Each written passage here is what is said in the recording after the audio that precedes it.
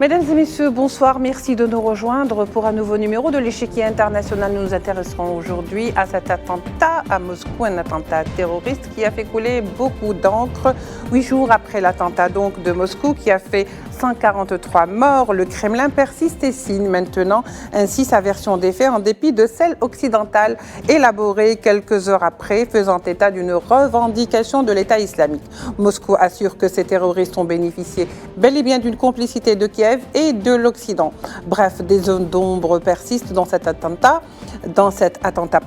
mais Poutine reste déterminé à lever le voile sur les coulisses de cette attaque et surtout sur les véritables commanditaires, d'autant que celle-ci intervient bizarrement au lendemain des élections présidentielles, offrant ainsi la victoire haut la main à Poutine. Comment doit-on lire cette attaque et quel en est l'objectif? L'Occident cherche-t-il à transposer la guerre en Ukraine en territoire russe en actionnant ses vieux leviers? Les réponses tout de suite avec nos invités.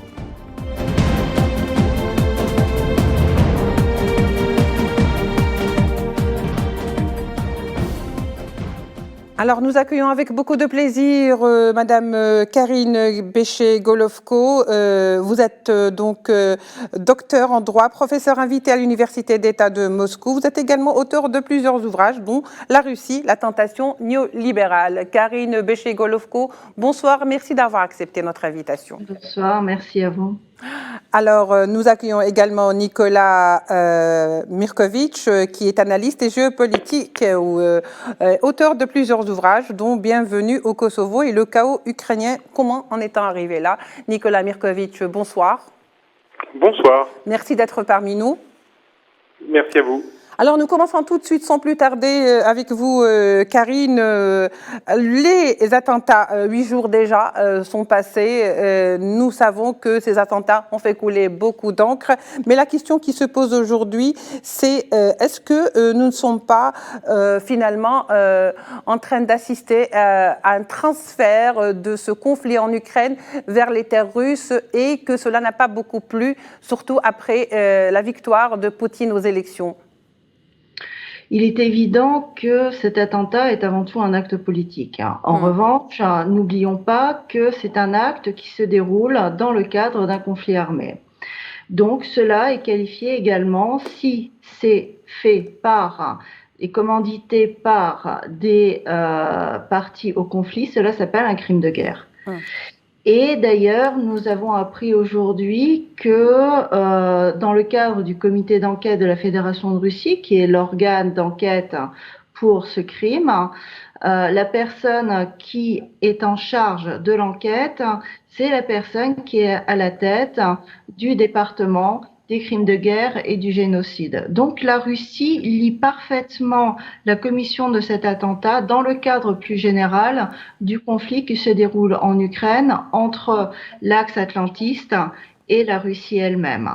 Il est évident aussi, comme vous l'avez à juste titre souligné, que les résultats électoraux n'ont absolument pas plu en Occident, pour la simple et bonne raison que, la participation a été extrêmement importante, ce qui montre bien un soutien réel de la population. Et surtout, il fut extrêmement important et le soutien et la participation dans les nouveaux territoires. Et ça, c'est une véritable gifle pour toute la communication atlantiste qui expliquait que, en gros, les gens avaient été forcés de rejoindre la Russie. Cela montre bien que ce discours s'effondre. Oui, très bien. Karine Béché-Golovko, nous ne vous retiendrons pas plus longtemps. Merci d'avoir accepté notre invitation. Pour des raisons de santé, donc, nous sommes obligés de vous laisser un petit peu vous reposer. On vous souhaite un prompt rétablissement. Merci également pour cette analyse. Nicolas Mirkovic, ces attentats, comme je le disais, ont créé la polémique. Certains ont même vu dans ces attentats comme un signal très fort de l'Occident par rapport à ces élections où le résultat ou la réélection, disons-le, de Poutine aux élections? Alors, c'est difficile. On ne peut pas pour l'instant prouver l'implication de l'Occident. On ne peut pas en effet prouver pour l'instant dans ces attentats l'organisation par l'Occident, même si, contrairement à ce que pourrait laisser croire certains responsables politiques, on ne sait pas du tout qui est derrière ce qui se passe. Et je trouve que c'était M. Macron, par exemple, ou le secrétariat d'État américain ou la Maison-Blanche ont été très très très rapides, sans avoir des accès aux éléments du dossier, à pointer l'État islamique. Ce n'est pas parce qu'il y aurait un communiqué soi-disant officiel ou officieux de l'État islamique que c'est l'État islamique. Donc, il y a deux sujets. Est-ce que c'est l'État islamique, oui ou non? Et si c'est l'État islamique, qui est derrière? Parce que ce n'est pas parce qu'il y a une organisation qui revendique d'être l'auteur de l'acte que derrière, il n'y a pas des commanditaires. Et je pense que c'est le travail minutieux que doit mener la Russie aujourd'hui pour savoir exactement qui a demandé dans cette nébuleuse. Est-ce que c'est vraiment cette organisation d'État islamique? Est-ce que c'en est une autre? Et surtout, qui a payé? Qui a financé? Aujourd'hui, il est évident que le moment a été choisi, n'a pas été choisi au hasard. Poutine gagne les élections, il est en train de gagner militairement en Ukraine, les BRICS élargissent, la Russie prenne la direction des BRICS, de nouveaux pays veulent rentrer dans les BRICS, donc le modèle que la Russie voudrait proposer au reste du monde avec ses partenaires internationaux est en train de fonctionner. Donc ceux qui ont organisé cet attentat, ce sont, je pense, des personnes assez puissantes et ce sont des personnes qui voulaient vraiment attaquer la Russie. On peut se demander, c'est clair que l'État islamique a perdu contre la Russie en Syrie, mais est-ce que c'est vraiment eux? Et j'aimerais bien aussi rappeler que Donald Trump, qui était l'ancien président américain, disait que c'était Barack Obama qui avait créé l'État islamique. On sait que les Américains, que les Occidentaux ont joué avec l'État islamique. Donc c'est une équation qui est très difficile à résoudre, mais il faut être sûr c'est nécessairement pas on va pas trouver une réponse en noir et blanc.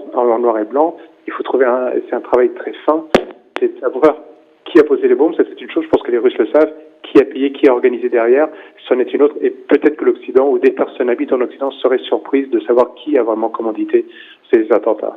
Eh bien justement, Nicolas Mirković, on se pose cette question. Alors finalement, comment doit-on lire les objectifs de cette attaque? L'attaque était clairement destinée à faire très très peur, très mal. C'est un centre commercial qui a été visé. Ce sont des personnes qui ont été massacrées. Dans les vidéos qui ont tourné, on a vu que les personnes se faisaient tirer dessus à bout portant, hommes, femmes, enfants, de toutes origines. Il y a eu des personnes qui ont été égorgées. Donc le but était d'impressionner, de faire mal. C'est l'objectif même du terrorisme. Et avec des moyens assez impressionnants, puisque les terroristes qui ont mené ces attaques étaient lourdement armés, ils avaient un plan de fuite, il y a eu une organisation qui était mise en place. Le but était de terroriser le citoyen russe, qui lui pouvait peut-être croire à un moment que leur président était en train de gagner son combat. Le but était de dire aux citoyens russes, regardez, on va vous montrer la réalité, vous n'êtes pas infaillible, vous êtes fragile aussi.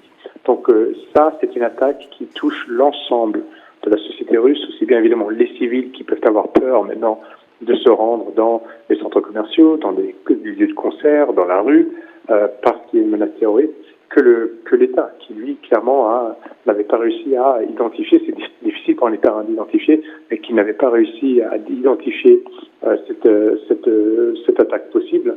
Et donc, ça c'est sûr et certain que ça a dû secouer un petit peu au milieu des services de renseignement russes. En ce sens-là, on pense que on peut pas dire que le but a été atteint en partie, puisque évidemment ça crée un tremblement de terre politique en Russie. On peut quand même noter que les services russes ont attrapé très rapidement plusieurs responsables et qu'on peut imaginer qu'on va en savoir plus dans les prochains mois. Ils ont quand même montré qu'ils étaient capables de répondre très rapidement suite à cette attaque. Oui. Et que, voilà, je pense qu'il faut attendre leur retour pour savoir exactement quelles sont les informations dont ils disposent, ce qu'ils voudront nous donner. Mais justement, Nicolas Mirković, de plus en plus, on parle de ces suspects qui ont été arrêtés, on l'a vu donc très vite, mais on en sait très peu sur leur identité, les motivations, les véritables motivations de leurs attaques. Finalement, qu'est-ce qui a motivé ces suspects, si c'était le cas, à faire ces attaques, d'autant plus que de plus en plus. D'un côté, on parle de Daesh, du Khorasan, c'est un groupe qui est connu donc au Khorasan. Pourquoi ce groupe n'aurait ou s'est réveillé juste dans ce timing plus précisément, car cela joue quand même un rôle, le timing. Tout à fait. effet, le timing est vraiment pas au hasard. C'est un moment où vraiment la Russie est en train de montrer au monde entier qu'elle est en train de gagner, que cette attaque arrive. Donc ceux qui ont voulu attaquer maintenant, je pense que on peut imaginer que ce sont des personnes qui commencent à paniquer. Quand on a un recours au terrorisme, c'est qu'on panique. Donc ils peuvent paniquer en disant le monde entier commence à se rendre compte que la guerre en Ukraine est en train d'être gagnée contre l'OTAN. Il faut bien le rappeler, c'est pas juste contre l'armée ukrainienne, mais c'est contre l'armée ukrainienne et l'OTAN est en train d'être gagnée par les Russes. Que les Russes résistent à plus de 14 000 sanctions qui sont appliquées contre eux, que les Russes continuent à avoir de très bonnes relations et à développer ces relations avec le monde africain, avec l'Asie, même avec d'autres pays en Europe, la Slovaquie, la Hongrie, la Serbie. Donc ceux qui ont décidé de déclencher cet acte, je pense, sont des personnes qui paniquent à cette avancée russe, à ces victoires russes et à cette aura russe qui sont en train de développer. Alors, c'est très étrange oui. Juste, je voudrais préciser un point, c'est très étrange que nous ayons Daesh au Coran qui intervient, parce que l'État islamique qui a perdu contre l'armée russe et contre l'armée syrienne, l'armée arabe syrienne, c'est l'État islamique qui travaillait en Syrie, au Moyen-Orient, au Levant, pas en Afghanistan. Donc c'est quand même assez étrange. Ce ne sont pas les mêmes groupes, donc on peut imaginer que peut-être qu'il y a une espèce de syndicat des terroristes et que pourquoi est-ce qu'ils ont pris des Tadjiks, pourquoi est-ce qu'ils ont des Tadjiks qui seraient en Asie, peut-être pour des raisons mais c'est quand même assez étrange aussi, ce choix. Peut-être que dans la nébuleuse terroriste et islamiste, c'est possible, mais pareil, ça ne paraît pas si évident que ça d'expliquer pourquoi eux seraient intervenus là, à ce moment-là. Oui, justement, ce n'est certainement pas un groupe de terroristes, même s'il appartenait au groupe islamique de Daesh, qui serait le plus en panique par rapport aux avancées donc, de la Russie, mais surtout peut-être les commanditaires qui se cachent derrière. Nicolas Mirkovitch, Poutine et le Kremlin parlent plutôt d'attaques néo-nazis et que ça proviendrait de Kiev et de l'Occident. Et les affirmations sont catégoriques là-dessus. Ça ne laisse pas de doute. Alors, moi, je n'ai pas accès à ces informations. Oui. Donc, je pense que ce serait important que la Russie dévoile ces informations pour qu'on puisse les analyser en prenant du recul, le recul qui est nécessaire. Ce qui est certain, c'est qu'il y a en Ukraine des mouvements néo-nazis, des mouvements extrémistes. Nous savons aussi qu'il y a des personnes qui se revendiquent de l'État islamique qui combattent aux côtés de l'armée ukrainienne. Cela a été documenté, nous le savons. Alors, c'est pas parce qu'il y en a quelques-uns que ça veut dire qu'ils sont complètement contaminés, mais on sait qu'il y en a. Donc le rapport ou le rapprochement ou l'idée qu'il y ait des néo-nazis ukrainiens qui décident de s'appuyer sur des militants islamistes pour mener une attaque terroriste n'est pas inepte. C'est quelque chose qui est possible. Après, pour vraiment pouvoir identifier dire que c'est un fait, évidemment, il faut que les Russes partagent leurs informations. En fait, ce que dit Poutine, c'est qu'ils auraient bénéficié de la complicité de Kiev et de l'Occident. La question qui se pose, Nicolas Mirkovitch, aujourd'hui, est-ce qu'on peut considérer que cette attaque meurtrière à Moscou est une sorte d'avertissement pour Poutine, une façon de dire que de toute façon, il faut se préparer à d'autres attaques qui viennent? C'est ce qu'on ne souhaite pas, bien sûr. Bien sûr, c'est tout à fait possible. Là, ce sont les attaques les plus... c'est des attaques qui sont gratuites, des attaques violentes, extrêmement graphiques, et c'est très difficile à voir, très difficile à vivre. Il y a un traumatisme. C'est clair que la ville de Moscou, elle est traumatisée, le reste de la Russie est traumatisé par ça. Donc ceux qui pensent que c'est la seule façon de faire plier Poutine, je pense, vont vouloir avoir recours à cela, parce que ça fait beaucoup mal. 140 morts, quasiment autant de blessés. Le drame que cela a créé dans la société russe est réel. Donc je crains malheureusement que ceux qui sont derrière ça, ou même ceux qui pensent que c'est une bonne idée, pourraient tenter de vouloir profiter de ça pour essayer de monter les Russes les uns contre les autres, pour essayer de montrer des fragilités dans le régime de Vladimir Poutine. Ça, c'est tout à fait possible. Ce n'est évidemment pas à souhaiter, mais ceux qui se disent que c'est leur seul moyen pourront le faire. Je pense aussi que les Russes, de leur côté, vont redoubler de vigilance. Ils vont faire beaucoup plus attention. Et c'est quelque chose aussi qui, je pense, qui va marquer le système de renseignement interne, qui va être très très vigilant, et malheureusement il y aura peut-être plus de sécurité, enfin malheureusement ou heureusement, mais contre le terrorisme, on sait qu'il y a toujours la tentation de mettre plus l'accent sur des mesures un peu sécuritaires, ultra-sécuritaires, pour éviter qu'il y ait d'autres attaques. Mais c'est peut-être une phase par laquelle la Russie doit passer pour prévenir d'autres attaques. Très bien. Alors, est-ce qu'on ne cherche pas finalement également une lecture qui pourrait aussi, bien sûr, paraître comme ça et venir à l'esprit? Ne cherche-t-on pas finalement à punir les Russes parce que, pour leur choix, le choix de Poutine pour la 5e fois? Je dis quelque part, avec beaucoup de précautions. Oui, non, mais je pense que c'est certain.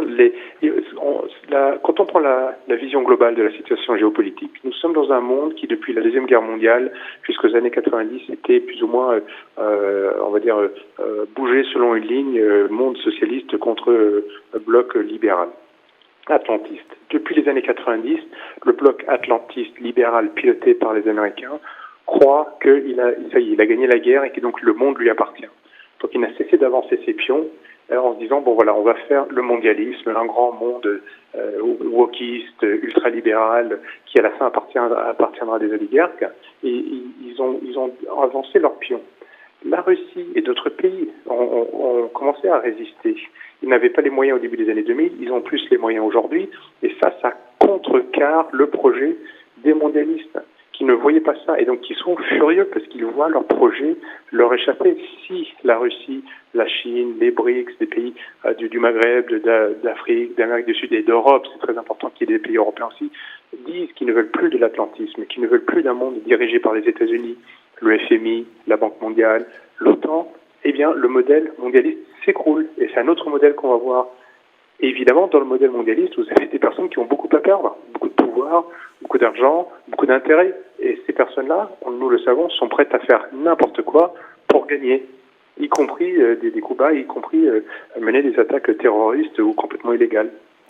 Dans ces cas-là, Nicolas, qui a intérêt, question très simple, très banale à la limite, qui a intérêt à faire embraser la Russie? Est-ce que c'est réellement l'État islamique? Ceux aujourd'hui qui ont le plus intérêt à faire tomber la Russie, c'est évidemment les atlantistes. La Russie est aujourd'hui est carrément une clé à molette dans l'engrenage atlantiste. Aujourd'hui, nous savons que c'est une cible des atlantistes. Donc les atlantistes, ce sont ces personnes qui pensent que les États-Unis doivent diriger les choses de ce monde, que ce soit en matière de sécurité, d'armée, de politique, d'économie. Et ces personnes-là pensent que les États-Unis doivent tout piloter. Et eux voient d'un très mauvais œil la volonté de la Russie d'être un pays souverain, indépendant, qui ne dépend d'aucune autre organisation, qui n'est sous la tutelle d'aucun autre pays. Et cela est documenté. Je l'ai écrit dans mon livre, j'ai expliqué dans l'Amérique Empire comment les Américains faisaient ça. Et il y a des exemples, on a des exemples partout, malheureusement, de cette volonté des États-Unis de forcer les pays qui ne veulent pas rentrer de gré dans leur modèle. Donc c'est sur ce qui s'est passé en Ukraine, la guerre contre la Russie, les sanctions, ce sont des politiques atlantistes. Donc la première, on va dire, les États-Unis et leurs alliés atlantistes ont intérêt à faire chuter la Russie. Ils ont énormément à perdre si jamais la Russie devait gagner et qu'un monde multipolaire devait voir le jour. Oui. Nicolas Mirkovic, une dernière question peut-être.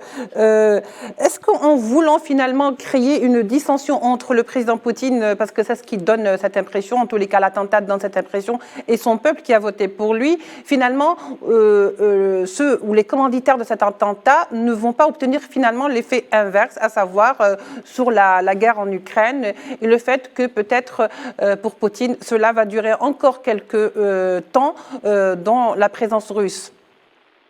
Oui, vous avez raison. Je pense que le score de M. Poutine, et je pense, moi, quand on parle à des personnes à des Russes, il y a un soutien massif derrière ce que fait Poutine.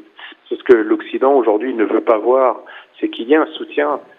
Donc je pense que cet attentat terroriste ne va faire que renforcer ce soutien, parce que les Russes vont se souder, ils vont se dire, même s'ils ne sont pas tous d'accord avec Poutine, ils vont se dire là, c'est le peuple qui est attaqué, c'est le peuple aujourd'hui qu'on essaye de décimer, c'est le peuple qu'on essaie d'appauvrir, et ils vont réagir comme un peuple.